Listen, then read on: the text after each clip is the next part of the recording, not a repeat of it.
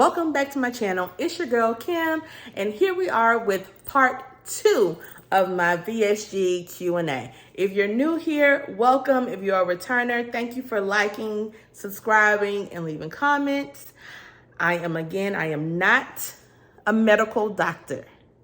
So the advice that I'm going to give you is coming from Dr. Kim, who is getting her VSG PhD. Yes, I have a PhD in real life, not an MD. So take what I'm saying with a grain of salt. It's just from my experience.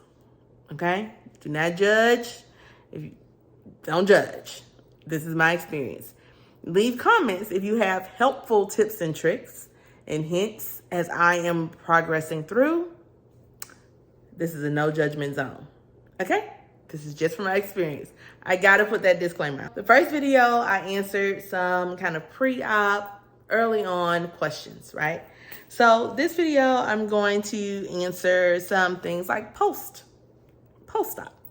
right? So one of the questions I got is, have I experienced any hair loss? No, I have not. In all honesty, my hair has grown. It is healthier. It's thicker. And I can only attribute it to a few things. 1, take your vitamins from the beginning. Take your vitamins. You gotta take your vitamins. 2, you have got to drink your water. 3, you have got to eat your protein. If you do those things, they help minimize hair loss. The other thing that I did was I stopped messing with my hair. What does that mean? So I went to a stylist, the stylist who actually did my color, and she was telling me about my hair. Like, this was her first time meeting me, so she didn't know. And she was saying that it's fine, it's dense, and it's porous. So because I have all of those things, the coilier my hair is, the more likely it is to break off, because it'll be harder for moisture to penetrate through the pores. So she's like explaining all this stuff about my hair. I had no idea. One of the things she said was, because of the type of hair that I have, it does best when it is left alone. I didn't even know this, right? It does best when it's left alone in a protective style. Now, I can only speak to my coily haired women. So if you're watching this video and you're not a coily haired person, I can't necessarily give you that advice, right? So to be in a protective style. So if you've seen a lot of my videos, my hair has been in braids. It's been in flat twists. It's been in cornrows. It's been in styles that are protective. And protective meaning you can go a week without touching your hair, right? Even the silk press that I had, I could go a week or so without touching my hair. So the style that I have right now is a twist out with curls. This should last me 2+ weeks, right? So not touching your hair actually helps people who have my hair type not lose hair. So, and along with that, getting your hair trimmed. So keeping up with your hair maintenance.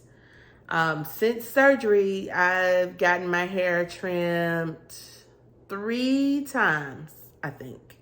And it's been 6 months and I've gotten 3 trims. I have gotten my hair steamed, deep conditioned, and I go see a professional. When my hair is out, the only time you all have seen me do my own hair is if I had a wash and go.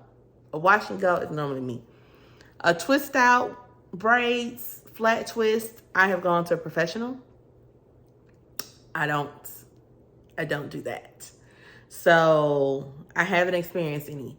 So I would say for you all going through this, Make sure you're taking your vitamins day one. As soon as they tell you, take your vitamins, take your vitamins. Drink your water, eat your protein. Don't be messing in your hair. That would be the advice.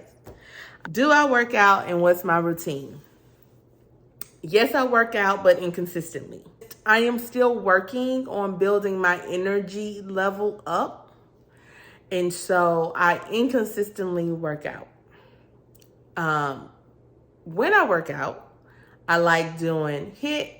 I like to walk. Now, one thing I have seen it back up to, because although I say I inconsistently work out, what I consistently do is walk. I consistently walk. That's not going to hurt you, harm you. It is actually going to be helpful to you. As you're recovering anyway, I call VSG an active recovery. So it's not a recovery where you lay down. So I continue to walk. And so I make sure that I walk. I make sure I get my steps in. I make sure that I'm hitting my calorie goal that I set on my watch. So that I consistently do. But am I consistently in the gym? Or am I consistently in a class? No. But I have worked out in this time. Actually, next week, I will be going to get an assessment to start my weight training plan and schedule. Because now I am consuming enough calories or I have enough energy where I can push through and get through an intense workout like I enjoy doing. Now, this one is a little personal, but I'm going to answer it in a way that maintains the integrity of my relationship with my husband. So the question is about intimacy and what my libido is like after VSG. I'm going to be real honest with you all. When you are not feeling confident in your body, when you don't feel confident in who you are, when you don't feel confident in what you look like, it impacts your levels of physical intimacy.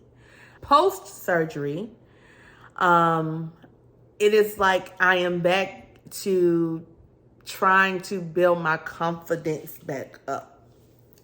So it wanes, is what I'm saying. It wanes, and it is waning not necessarily because of the surgery. Because with the surgery, of course, I am more flexible, I'm more agile, I have more energy, I'm not out of breath. Like, those things are amazing.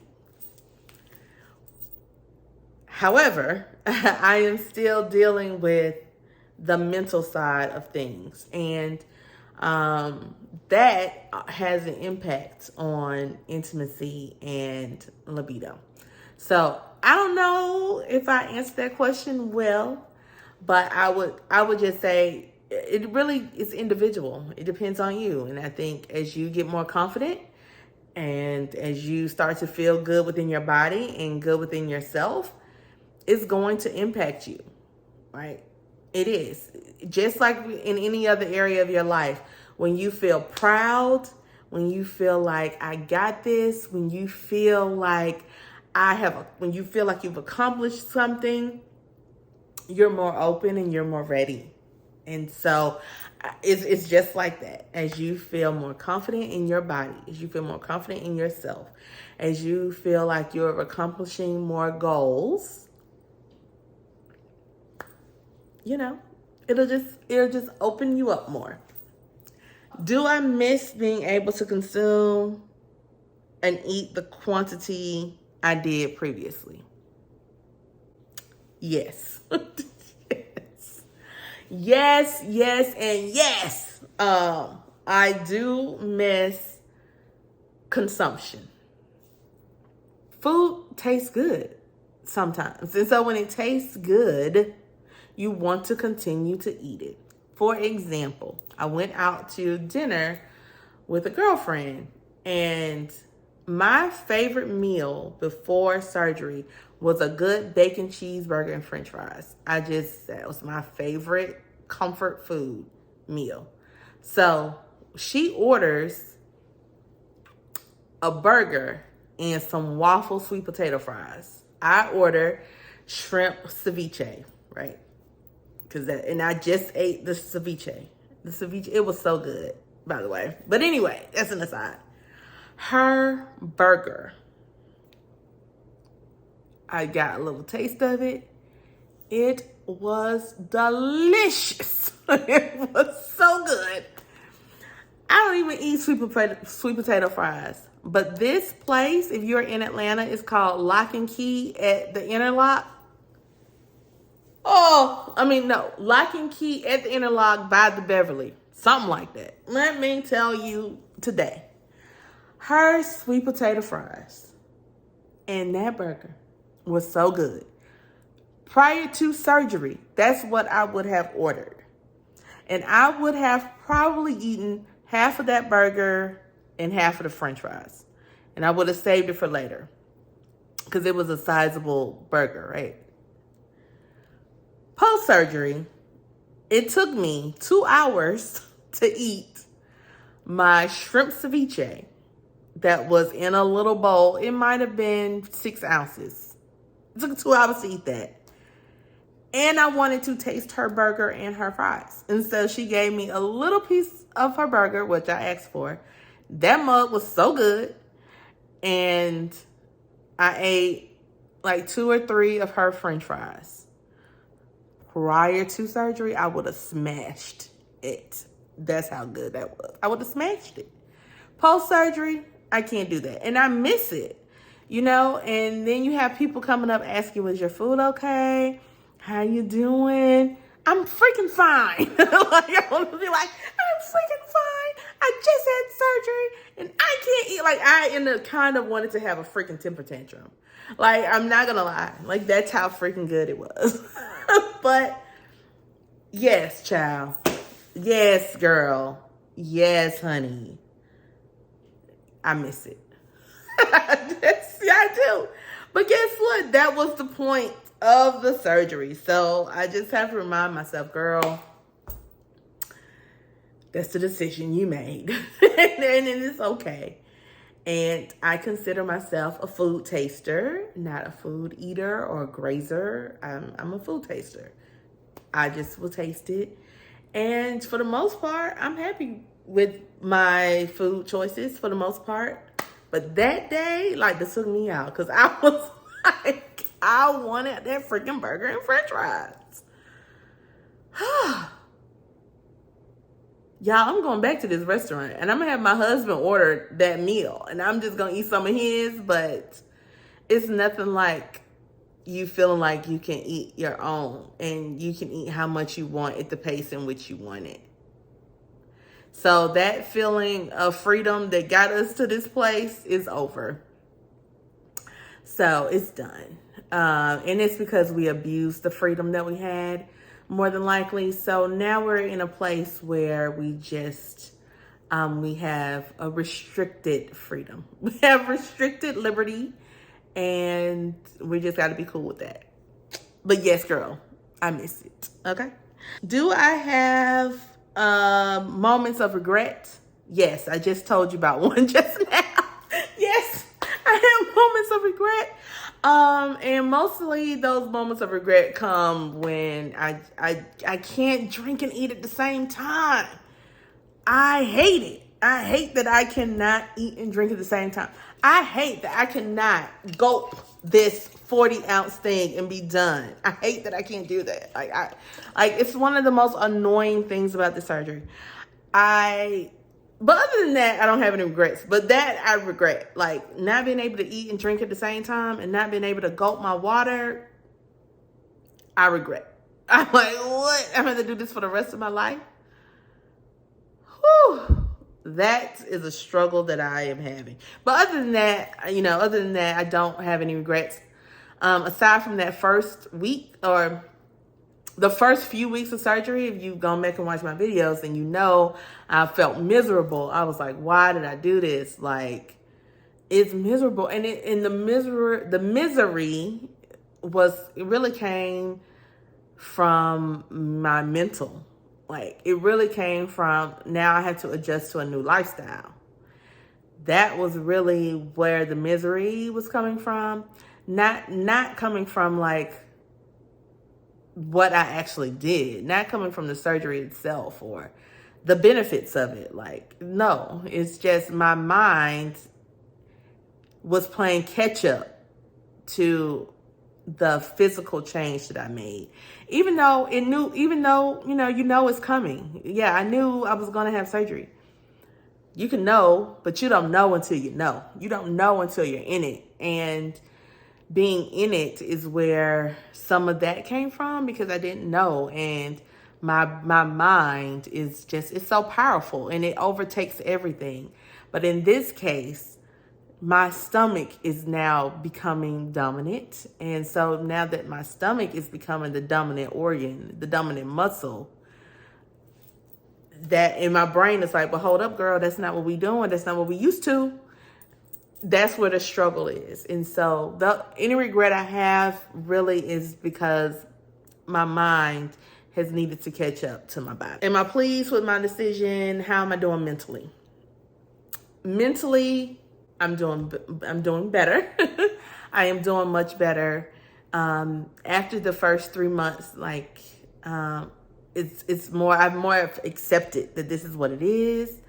As I get my numbers and I see how well my numbers are, then I'm great. There are times when I get frustrated, and most of that frustration comes from, other people don't know the decision that I made. And so, when I'm out with them, having to remind them or tell them or just express, can we share a meal? Can we do this? Can we do that? Those are things that I didn't have to do before. And so what this is teaching me is to be more vulnerable. This is the most help that I've ever had to ask for in my life. And I mean, like, physical help. I mean, fixing meals, financially, because if you saw the other video, I paid out of pocket. This is the most help that I've ever had to ask for in my life. And so, coming from a strong-willed, independent person, it's been times where I have just had that struggle of, I can't do this by myself. I can't do this on my own. And so going through those mental struggles. And then having life happen. Life didn't stop. Life continued to happen, but I don't have my old coping mechanisms. So what are the new mechanisms that I have? And so learning those.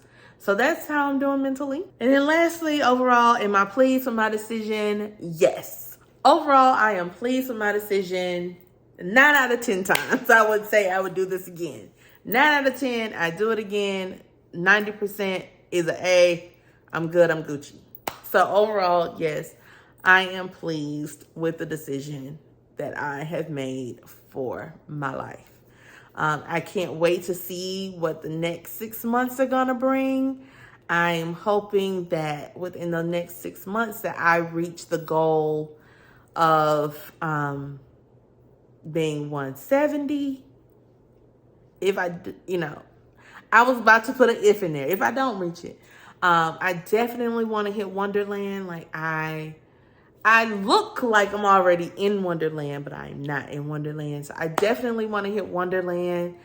I definitely want to get to that 175, 170, just to say that I did it. I want to have that accomplishment. But yes, 9 out of 10 times, 9 out of 10, I'm excited.